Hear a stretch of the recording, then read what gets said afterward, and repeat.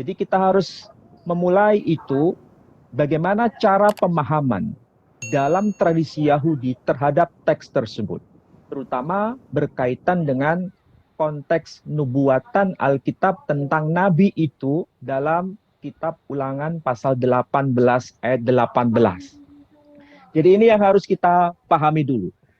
Namun kita juga harus tahu bahwa ayat yang termaktub dalam kitab Ulangan pasal 18 ayat 18 dan seterusnya itu ternyata juga dikutip atau menjadi sebuah ayat kunci yang juga terdapat dalam dua agama yang muncul berikutnya, yakni Kristen ataupun Islam. Nah, dalam konteks ini saya mulai dulu dari Perjanjian Lama atau yang disebut sebagai Tanah, Torah, Nevi'im, Ketuvim, khususnya dalam pandangan umum. Yang harus diketahui oleh para pemirsa bahwa tadi sudah saya sebut, Perjanjian Lama itu adalah kitab suci agama Yahudi.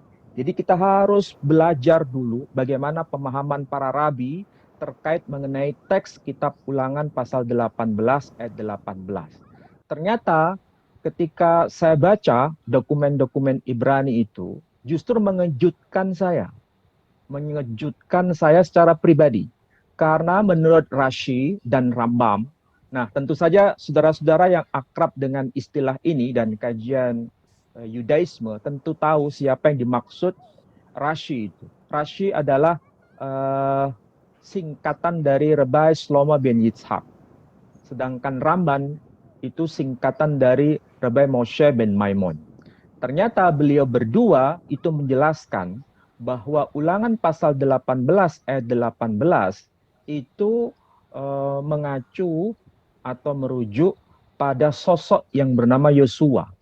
Jadi nabi itu yang dimaksud bukan kepada sosok yang lain, tapi itu merujuk kepada Yosua. Dan itu kita bisa baca dalam tafsirnya Rashi dan juga dalam karya Rambam atau Rabbi Moshe ben Maimon. Nah, itulah sebabnya ini harus kita tahu lebih awal bahwa dalam dokumen Yahudi, nubuatan tentang siapa sebenarnya nabi itu dalam kitab Ulangan pasal 18 ayat 18 itu sudah menjadi semacam korpus tertutup. Artinya sudah menjadi wacana bersama dalam tradisi Yahudi bahwa itu merujuk pada sosok yang bernama Yosua. Lengkapnya Yosua bin Nun. Dan sekali lagi, ini wacana dasar supaya kita paham bahwa ini adalah kitab agama Yahudi. Dan Dr. Muhammad Ali memulai sesi cuap-cuap itu dengan mengoceh tentang Rambam dan Rashi. Bahwa dia terkejut karena ternyata Rambam dan Rashi menafsirkan Ulangan 18 ayat 18 dengan merujuk kepada siapa? Yosua. Kamu mau pergi kepada Rambam dan Rashi? Nah, kalau Rambam dan Rashi bilang Yosua, kemudian kamu pergi kepada Rambam dan Rashi, kalau begitu Muhammad siapa?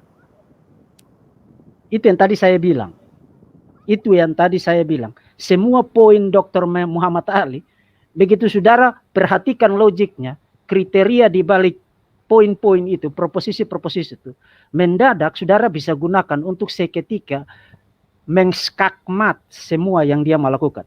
Karena kalau Rambam dan Rashi, dan menurut kamu mereka adalah pemilik kitab, nah pemilik kitabnya bilang Yosua, maka Muhammad itu ada di dalam Ulangan 18 ayat 18 menurut pemilik kitab enggak? Tidak ada. Jadi kalau tidak ada, ngapain kamu habiskan 2 jam untuk ngoceh? Dengan kata lain, kalau kamu bicara tentang Rambam dan Rashi sebagai otoritas, maka selamat. Kamu baru saja membubarkan sebuah bisnis putus asa dan bangkrut yang sudah dilakukan selama 14 abad dan pertama kali dimulai oleh Ibn Ishaq di dalam Sirat Rasul Allah merujuk kepada teks ini, dan sekarang kamu sukses membubarkan dan menggagalkan upaya putus asa itu dengan merujuk kepada Rambam dan Rashi.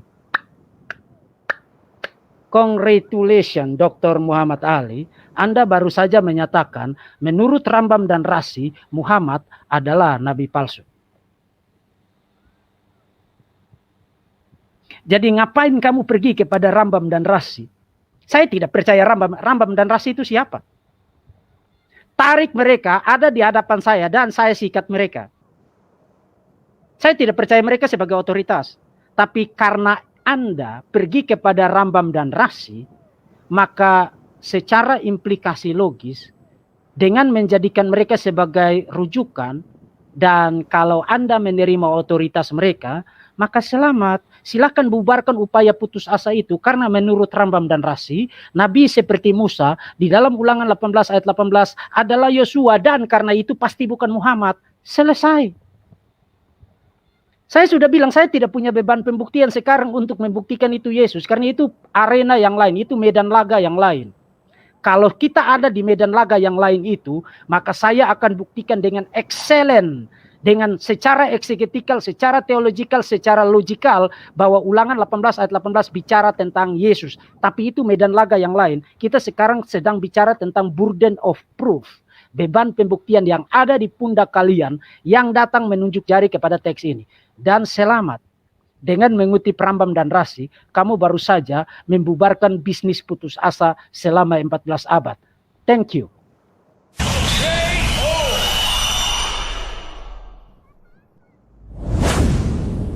Lalu yang menjadi persoalan, ternyata ayat ini berkaitan dengan siapa nabi itu yang dimaksud, ternyata diperdebatkan dalam agama-agama lain, terutama Kristen dan Islam. Nah, masalahnya dalam tradisi Kristiani juga membicarakan mengenai siapa sosok nabi itu. Dan itu termaktub, misalnya kita bisa lihat dalam Yohanes pasal 5 ayat 46, dan kemudian ditegaskan lagi dalam Kisah Para Rasul pasal 7 ayat 37. Barangkali dalam konteks ini Pak Dondi bisa membacakan kepada para pemirsa dalam bahasa Indonesia saja. Ya, Yohanes 5 ayat 46 Pak ya. Ya.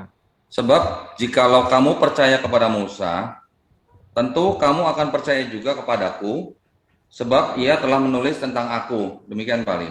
Nah, ini menjadi sebuah informasi bahwa dalam kitab agama Kristiani ada semacam sesuatu yang bisa kita kaji, bahwa ayat itu merujuk pada klaim kebenaran dari tradisi Kristiani bahwa nabi itu yang dimaksud adalah Yesus. Itu saya kira wajar saja. Tetapi bagi orang-orang Yahudi dan para rabi itu tidak bisa diterima. Meskipun saudara kita kaum Kristiani menganggapnya ayat itu sebagai bentuk realisasi penggenapan mengenai siapa nabi itu yang dimaksud pada Ulangan 18 ayat 18. Apa yang tercantum dalam Yohanes pasal 5 ayat 46 itu adalah kitab suci saudara kita kaum Kristiani. Dan itu kalau dalam bahasa akademik dianggap sebagai klaim kebenaran dari versi Kristen. Nah, sebaliknya juga hal yang sama terjadi juga dalam tradisi Islam. Ulangan 18 ayat 18 itu juga ada semacam meeting point sebagaimana klaim dalam tradisi Kristen. Dan itu bisa dibaca pada surah yang ke-7, yakni surah Al-A'raf ayat 157. Silakan Pak Dondi bisa ditunjukkan teksnya. Ya Pak, ini Pak. Ya, ini ayat yang termaktub dalam kitab suci umat Islam yang menyebutkan ayatnya, kalau saya baca secara ringkas saja ya. Bismillahirrahmanirrahim. Alladzina yattabi'una ar-rasulan nabiy ummi alladzi yajidunahu maktuban indahum fit Taurah ila akhiri ayah. Jadi orang-orang yang mengikuti sang rasul, sang nabi yang ummi, yang tentang dia telah termaktub di dalam kitab Taurat. Dan di sini ada sambungan ayatnya ya, dan juga dalam Injil dan seterusnya dan seterusnya. Tapi saya fokus ke Taurat saja. Jadi tentang dia, yakni tentang Nabi Muhammad SAW, itu juga termaktub di dalam kitab Taurat. Sementara dalam klaim kitab suci Kristen menyebutkan bahwa Yesus juga telah termaktub di dalam Tauratnya Musa. Musa telah menulis tentang aku. Ini sebetulnya sama-sama merupakan sebuah dokumen yang ada dalam tradisi Kristen, kitab suci Kristen dan kitab suci Islam. Saya kira ini wajar. Kenapa? Karena kedua belah pihak mencoba untuk melegitimasi terhadap apa yang termaktub dalam kitab Ulangan pasal 18 ayat 18. Cuma masalahnya, klaim itu kan harus diuji. Apakah benar itu mengacu pada sosok pribadi yang bernama Yesus atau sosok yang mengacu pada Muhammad Sallallahu Alaihi Wasallam? Dan tentu saja itu menjadi perdebatan yang selama ini terus digaungkan. Nah, masalahnya kalau itu ditujukan kepada Yesus, apakah itu bisa dipertanggungjawabkan? Karena di dalam Ulangan pasal 34 ayat 10 menegaskan bahwa tidak ada seorang nabi seperti Musa di kalangan Bani Israel. Nah, itu yang menjadi sesuatu pertimbangan bila klaim itu dianggap benar. Nah, sementara dalam tradisi Islam, tentu saja ayatnya tadi sudah saya baca dan kita juga menyaksikannya, klaim itu juga ada dalam tradisi Islam. Nah, mana yang lebih tepat di antara klaim-klaim itu, klaim kebenaran itu? Meskipun orang-orang Yahudi tidak bisa menerima klaim Kristiani maupun klaim keislaman. Tetapi di antara umat Kristen dan umat Muslim tentu saja itu memperdebatkan siapa yang layak untuk mendapatkan justifikasi berdasarkan teks itu. Nah, ternyata ketika saya lihat dalam Sefer Devarim, pasal yang ke-18, ayat yang ke-18, itu disebutkan mengacu pada satu sosok saja. Jadi mana yang betul sosok yang satu itu? Apakah Yesus ataukah Muhammad Sallallahu Alaihi Wasallam? Nah, oke. Tapi mari kita bermurah hati kepada Dr. Muhammad Ali dan kita pindah kepada poin berikutnya. Dr. Muhammad Ali pergi kepada Ulangan 34. Kita ngopi dulu. Kita ngopi dulu. Jadi dia mengutip teks ini. Bentar saya ngopi dulu ya. Dia pergi kepada Ulangan 34 dengan maksud untuk mengatakan, karena di ayat 10-nya dikatakan begini. Seperti Musa yang dikenal Tuhan di situ tetragramaton, dengan berhadapan muka, tidak ada lagi nabi yang bangkit di antara orang Israel, among the Israelites, di antara orang Israel. Nah, ini apa maksudnya, Pak Menakem Ali? Sebelum saya ke situ, saya mau kasih tahu apa yang dimaksudkan oleh Pak Menakem Ali. Pak Menakem Ali poinnya adalah karena tidak ada lagi nabi, karena tidak ada nabi seperti Musa yang bangkit di antara orang Israel, maka pasti nabi itu tidak berasal dari Israel, pasti berasal dari Ismail. Sabar dulu, Pak. Sabar. Pertama, nabi seperti Musa, a prophet like Moses, from among their brothers, di dalam Ulangan 18 ayat 18, paralel dengan Ulangan 34 ayat yang ke-10. Dan karena kamu mengutak-atik, mereinterpretasi Ulangan 18 ayat 18 menjadi merujuk kepada Ismail, maka terima kasih. Anda baru saja menuju kepada kitab yang sama, penulis yang sama, mengatakan hal yang sama, dan secara eksplisit menjelaskan apa yang dimaksud dengan from among their brothers di dalam Ulangan 18 ayat 18. Dan di dalam Ulangan 34 ayat 10 dikatakan apa? Dari antara orang Israel. Kalau begitu Musa, apa maksudnya from among their brothers di dalam Ulangan 18 ayat 18? Goblok kamu. Itu maksudnya dari antara orang Israel, begitu. Nah, jadi thank you, Anda sudah pergi kepada Ulangan 34 ayat 10 untuk menyatakan bahwa nubuat itu tidak ada kaitannya dengan orang Arab. Tidak ada kaitannya dengan orang Arab. Termasuk tidak ada kaitannya dengan Ismail. Karena Nabi seperti Musa yang dimaksudkan di situ berasal dari antara orang Israel. Dari antara orang Israel. Dan in fact bukan hanya itu. Karena Anda harus membaca teks itu di dalam konteksnya. Jangan Anda cuma comot ayat 10 aja. Karena termasuk even hanya ayat 10 pun, nabimu langsung didiskualifikasi. Karena pertama, yang dimaksud dengan nabi seperti Musa di situ adalah dari antara orang Israel. Itu sudah jelas. Itu paralel antara 34 ayat 10 dengan 18 ayat 18. Game over.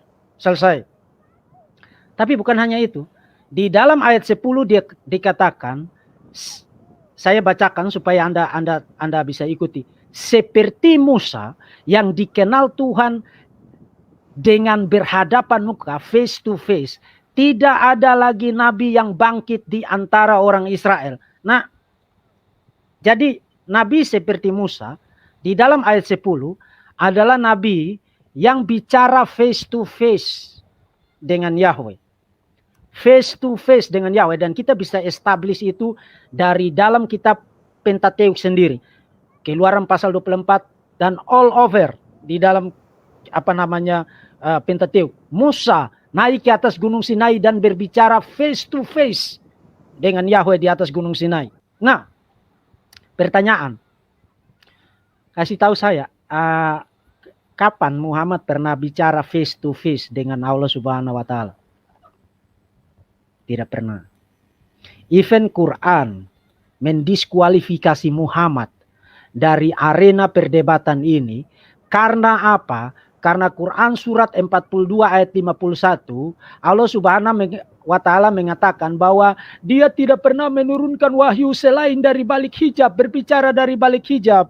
Jadi Allah Subhanahu wa taala sendiri mengutuk muslim yang pergi kepada Ulangan 18 ayat 18, 34 ayat 10 untuk membuktikan Muhammad dari sana. Allah Subhanahu wa taala, goblok, jangan pergi ke sana, kamu sedang mencekik saya. Karena apa? Karena di dalam ayat itu Musa face to face berbicara dengan Yahweh.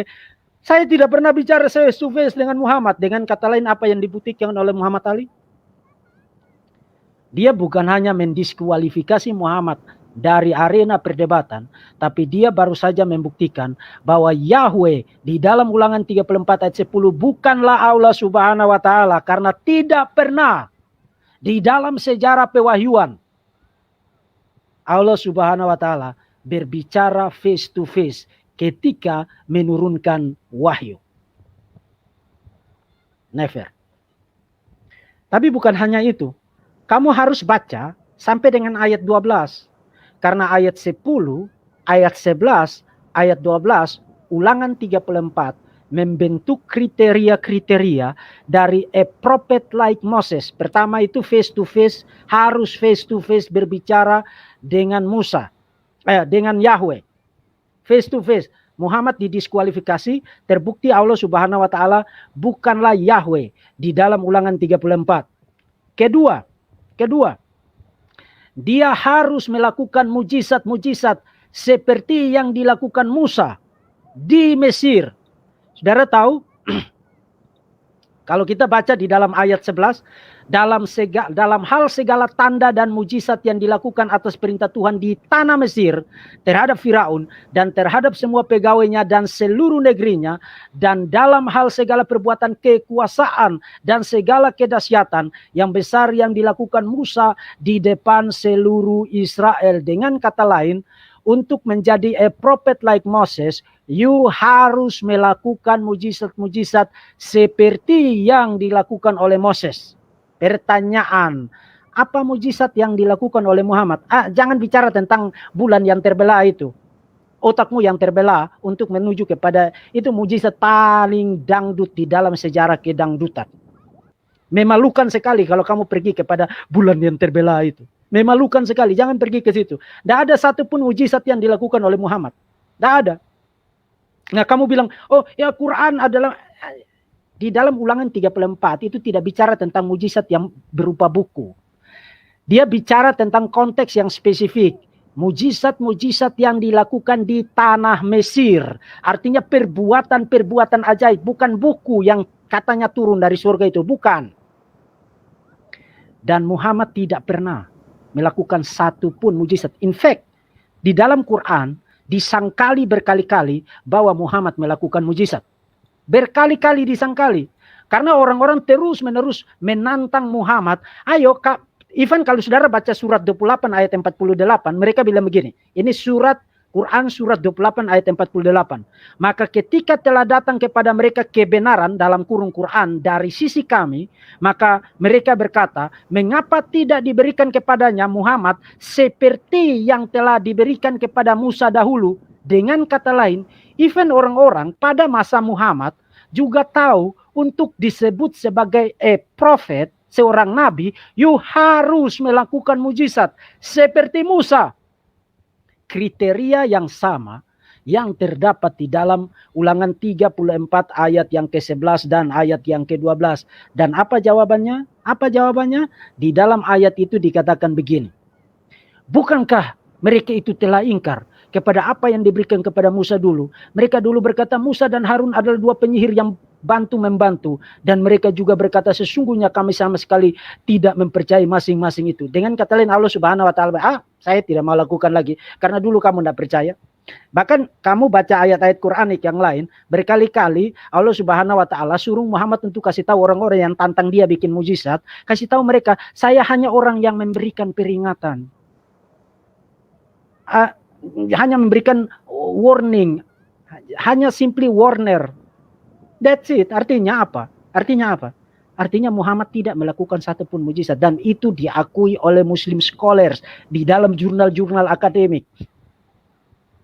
Tidak ada satupun mujizat yang dilakukan oleh Muhammad. Jadi, thank you Dr. Muhammad Ali. Anda sudah pergi kepada Ulangan 34 ayat 10 di dalam konteksnya 10, 11, 12 mengandung kriteria-kriteria mengenai a prophet like Moses from among the Israelites, dari orang-orang Israel. Muhammad didiskualifikasi, langsung coret merah.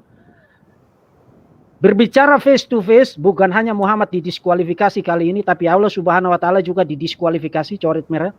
Melakukan tanda-tanda ajaib, Muhammad didiskualifikasi. Jadi dengan menunjuk jari kepada Ulangan 34 ayat 10, Dr. Muhammad Ali berhasil membuktikan. Pertama, tidak ada nubuat mengenai Muhammad di dalam teks itu. Kedua, Dr. Muhammad Ali mendiskualifikasi nabinya dari arena perdebatan. Ketiga, bukan hanya nabinya yang dia diskualifikasi, Dr. Muhammad Ali mendiskualifikasi Allah Subhanahu wa taala dari arena perdebatan. Thank you.